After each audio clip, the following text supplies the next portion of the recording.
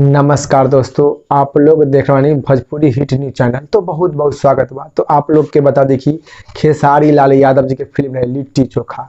Litti chokha film के दोस्तों बहुत ही खुशखबरी के बात बा। तो जानकारी जाने से पहले आप लोग वीडियो के लाइक कर दी और हमनी के चैनल पर नया बानी तो चैनल के सब्सक्राइब कर ली।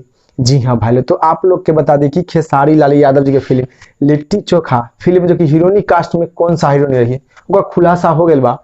तो आप लोग के बता दें कि खेसारी लाल यादव जी के और काजल राघवानी के एक साथ आप लोग के लिट्टी चोखा फिल्म में देखे के मिली।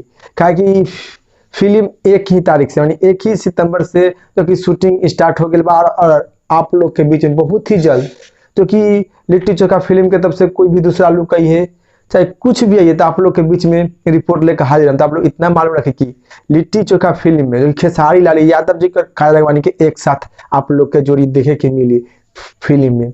तो आप लोग के इस जानकारी के बारे में का राय बा, का विचार बा, आप लोग नीचे कमेंट बॉक्स में बताएं। चाहे तो लिट्टी चोखा फिल्म की तरफ से कोई भी जानकारी चाहे कोई भी अपडेट आई तो आप लोग के बीच में रिपोर्ट लेकर हाजिर रहो। फिलहाल में इतने, फिर से मिलेंगे नेक्स्ट वीडियो में। जय हिंद, जय भोजपुरी।